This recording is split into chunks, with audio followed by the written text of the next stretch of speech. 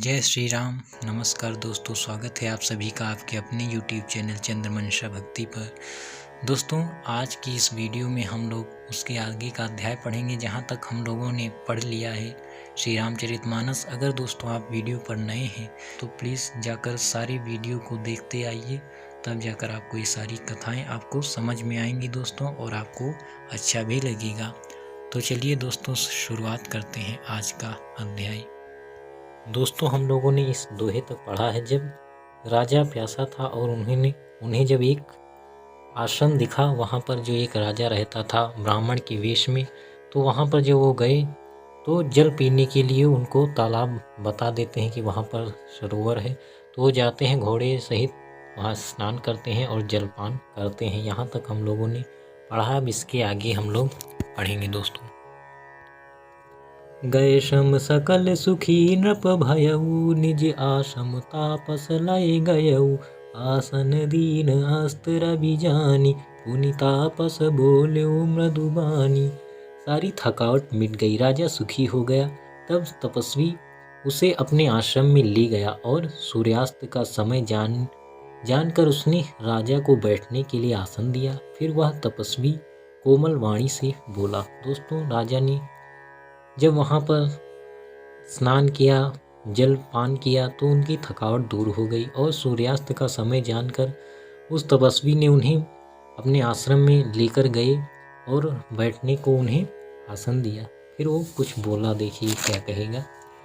को तुम कस बन फिरहु अकेले, सुंदर जुबा जीव पर हेले। चक्रवर्ती के लक्षण तोरे, देखत दया लागी अति मोरे। तुम कौन हो? सुंदर युवक होकर जीवन की परवाह न करके वन में अकेले क्यों फिर रहे हो? तुम्हारे चक्रवर्ती राजा के से लक्षण देखकर मुझे बड़ी दया आती है। दोस्तों, देखिए वो कैसे घुमाकर उनसे पूछ रहा है, और जबकि वो जानता है, कोई वो अंतर्यामी नहीं था जो जान गया, क्योंकि वो जानता है कि ये कौन है। इसीलिए वो कह रहा है कि तुम्हारे लक्षण तो एक चक्रवर्ती राजा के जैसे हैं, इसीलिए मुझे तुम पर दया आ गई।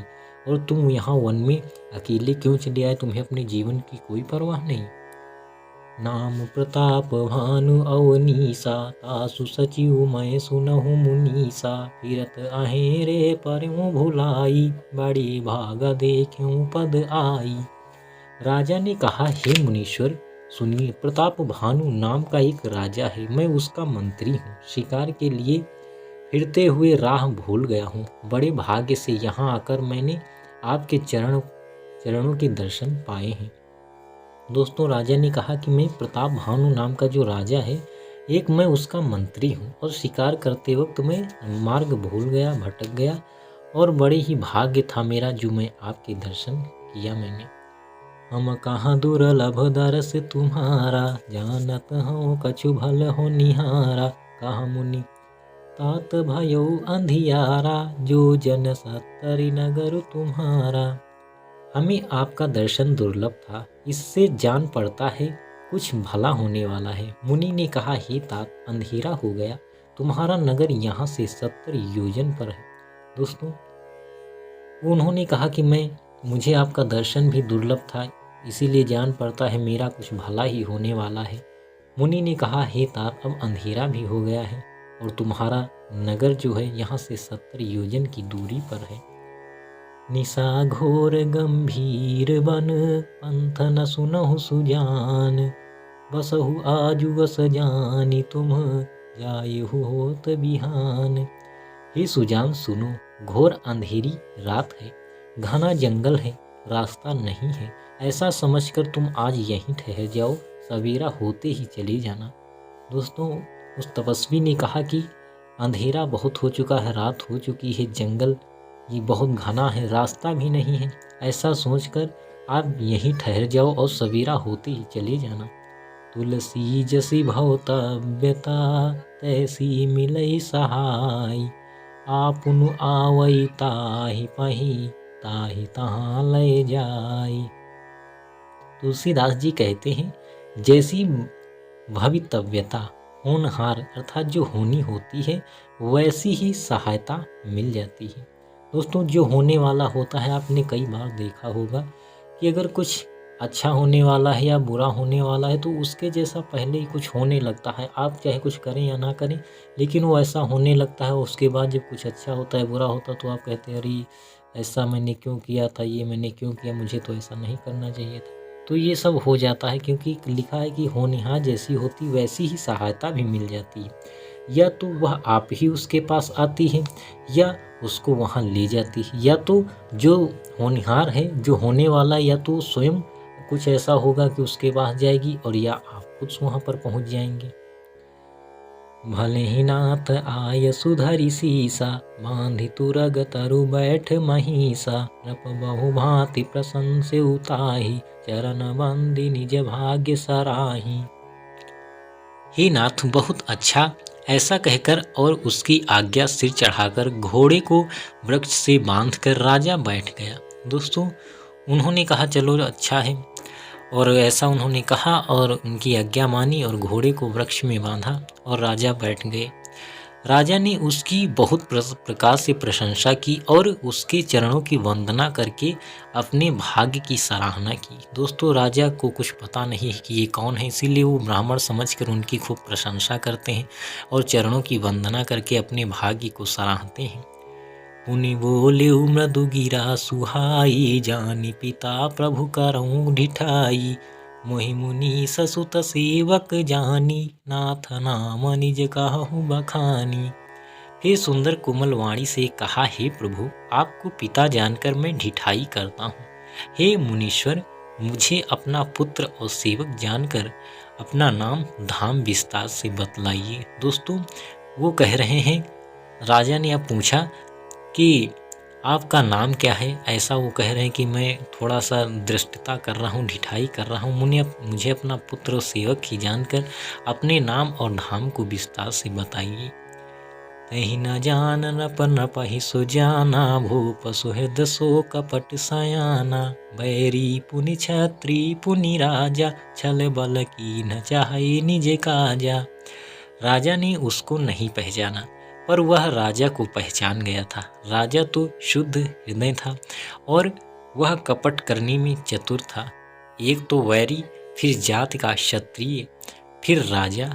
वह छल बल से अपना काम बनाना चाहता था। दोस्तों, राजा को वो तो पहचानता ही था, और राजा शुद्ध हृदय अर्थात उनका मन बिल्कुल सरल और साफ था, इसीलिए वो नहीं कुछ समझ सके। लेकिन वह एक कपट से भरा हुआ चतुर इंसान था, जो वैरी भी था, एक शत्रु भी था राजा का, और फिर जाति में क्षत्रिय भी था और एक राजा भी।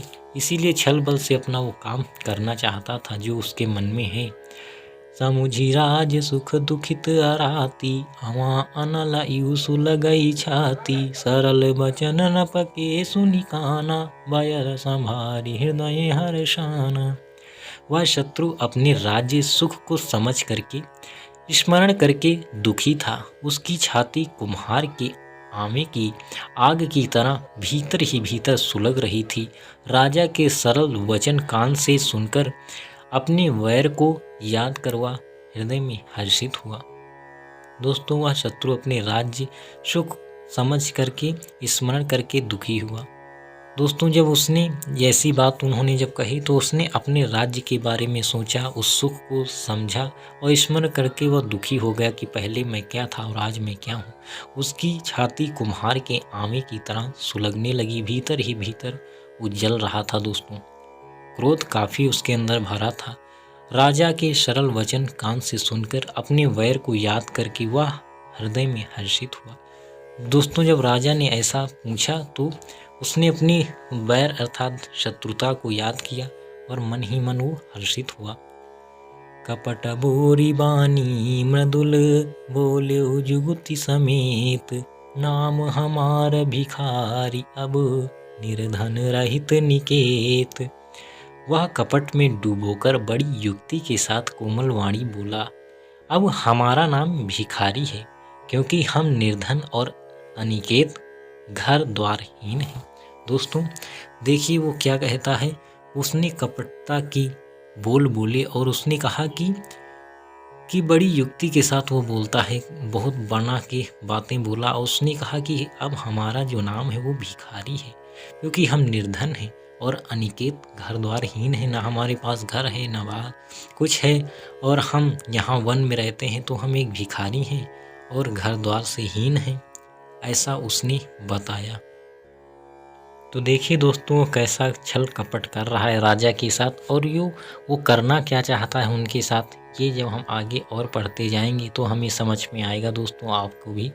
तो दोस्तों आज के इस अध्याय में हम लोग यहीं तक रखते हैं, थोड़ा थोड़ा पढ़ेंगे दोस्तों, जिससे आपको भी कोई परेशानी नहीं होगी। अगर कोई काम कर रहे हैं फिर भी आप वीडियो चलाकर सुन सकते हैं दूर से ही और इसको समझ सकते हैं। तो दोस्तों अगर आप नए हैं तो पहले और जो पीछे के वीडियो हैं आप सब देखकर आइए, तब आपको ये सारी कथा अच्छे से समझ में आएंगी और आप दूसरों को भी बता सकेंगे। तो जय श्री राम, नमस्कार।